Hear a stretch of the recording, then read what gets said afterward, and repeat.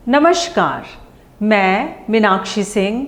Healthy vibes में आज बात करेंगे उस मनोरोग की जिसकी वजह से लोग बलात्कारी तक बन जाते हैं और जानेंगे कि क्या इसका कोई इलाज है। आए दिन महिलाओं के प्रति सेक्सुअल अब्यूज़ और बलात्कार की खबरें सुनने को मिलती हैं और कभी कभी तो ऐसे अपराधों पर पर्दा डालने के लिए हत्या की भी।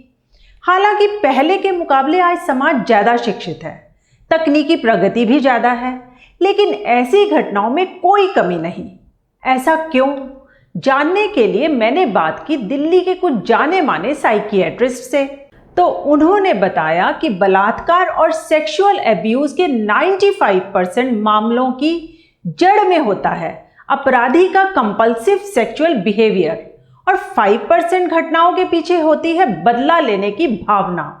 यह एक मनोरोग है। इसे हाइपर सेक्सुअलिटी डिसऑर्डर भी कहते हैं।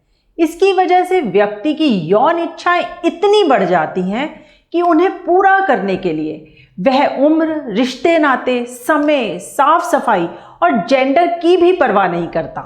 दिमाग को पूरी तरह काबू में करने वाले इस मनोरोग से ग्रस्त लोग हमेशा सेक्स के बारे में सोचते रहते हैं। इस वजह से इनका मन ना तो किसी काम में लगता है और ना पढ़ाई में। ये किसी से हेल्दी रिलेशन भी नहीं बना पाते। यहाँ तक कि अकेलापन, स्ट्रेस, एंजाइटी और डिप्रेशन जैसी व्यक्तिगत समस्याओं से निपटने के लिए भी सेक्सुअल एक्टिविटीज़ का ही सहारा लेते हैं। पॉर्न और प्रोस्टिट्यूशन के चक्कर में पड़कर कर्जदार हो जाते हैं, ब्लैकमेल होने लगते हैं, कैरियर खराब हो जाता है, एड्स और दूसरे यौन रोगों की चपेट में आ जाते हैं, नशे की लत लग जाती है, बलात्कार तक कर बैठते हैं, लेकिन अपनी आदत से बाज नहीं आते। इन सब से आप अनुमान लगा सकते हैं कि कितना खतरनाक मनोरोग है ये।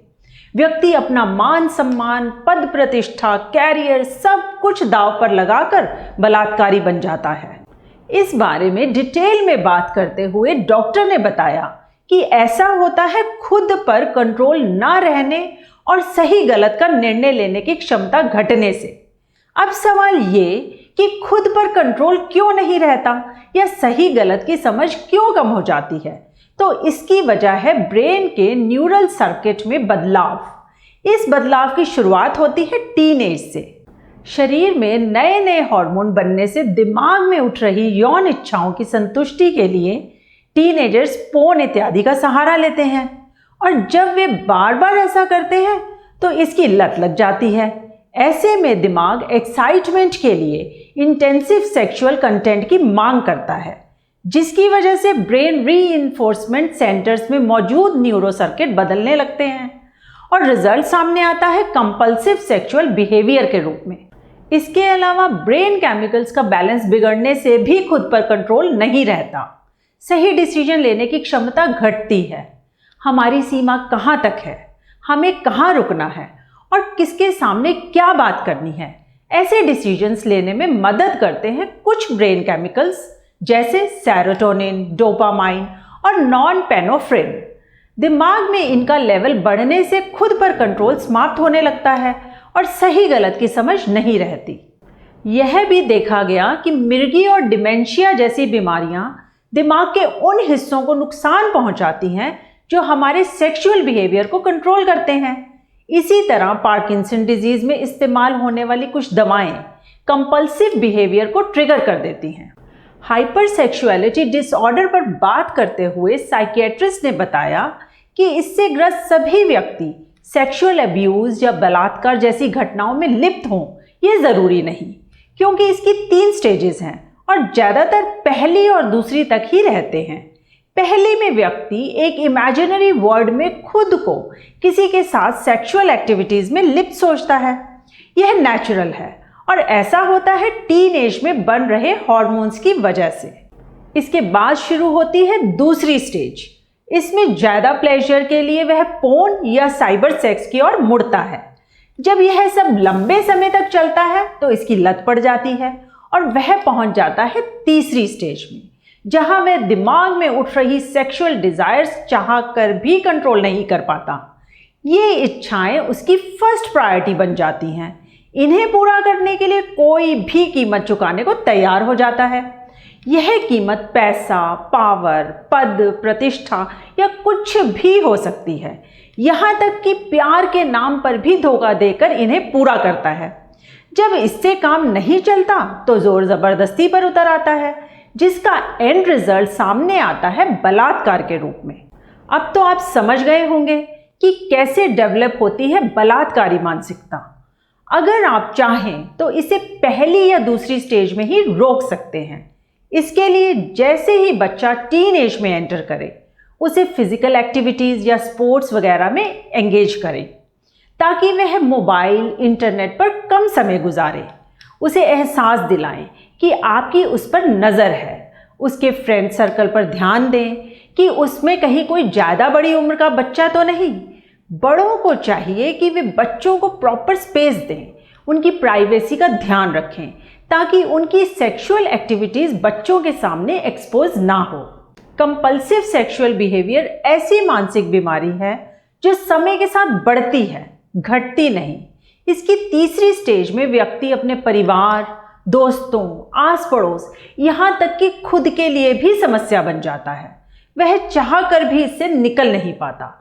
ऐसे में ज़रूरत होती है इलाज की, लेकिन इलाज के लिए तीसरी स्टेज का कंफर्म होना ज़रूरी है। इसे कंफर्म करने के लिए परिवार वालों को उसकी एक्टिविटीज़ और बिहेवियर में आए चेंजेस पर ध्यान देना होगा। जैसे, क्या वह सबसे कुछ छिपाने का प्रयास करता है? घर वालों को देखकर मोबाइल या लैपटॉप अचानक बंद तो नहीं कर देता? क्या उसका मन पढ़ाई से उचट रहा है? उसके बिहेवियर का असर कैरियर और रिश्तों पर तो नहीं पड़ रहा? वह किसी गलत संगत में तो नहीं पड़ गया?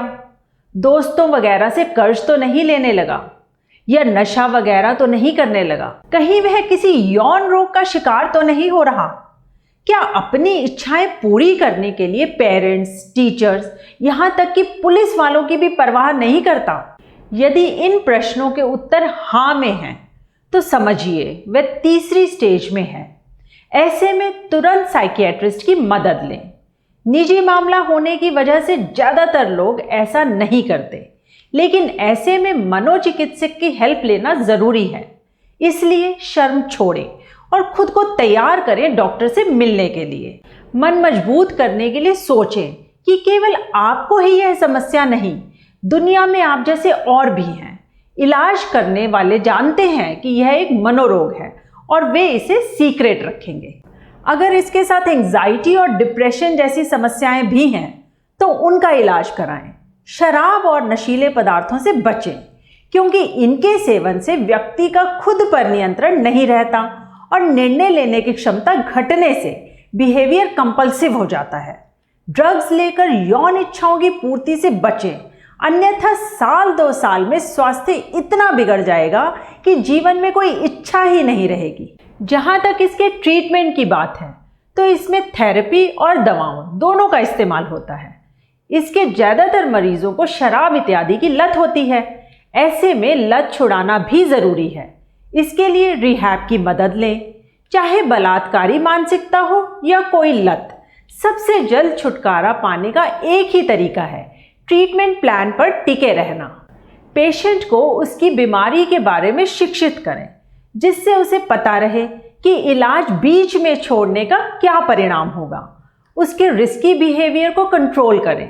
क्लब, पब व रेड लाइट एरिया में जाने से रोकें। मोबाइल से डेटिंग ऐप हटाएं और कंप्यूटर पर फायरवॉल इंस्टॉल करें, जिससे पोर्न साइटें ना खुलें।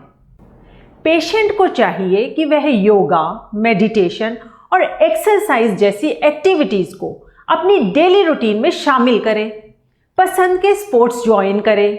याद रहे, ऐसी मानसिकता से रिकवरी में समय लगता है, इसलिए अपना उद्देश्य कभी ना भूलें और खुद को बार बार याद दिलाता रहे कि मुझे इससे छुटकारा पाकर अपने दायित्वों को निभाना है। इससे उबरने में परिवार वालों और दोस्तों का सपोर्ट बहुत ज़रूरी है।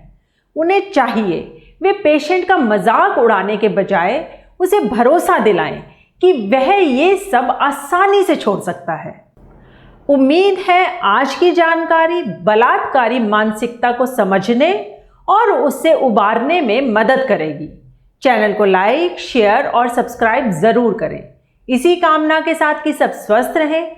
अगले प्रोग्राम में मिलेंगे एक नई जानकारी के साथ। धन्यवाद। नमस्कार।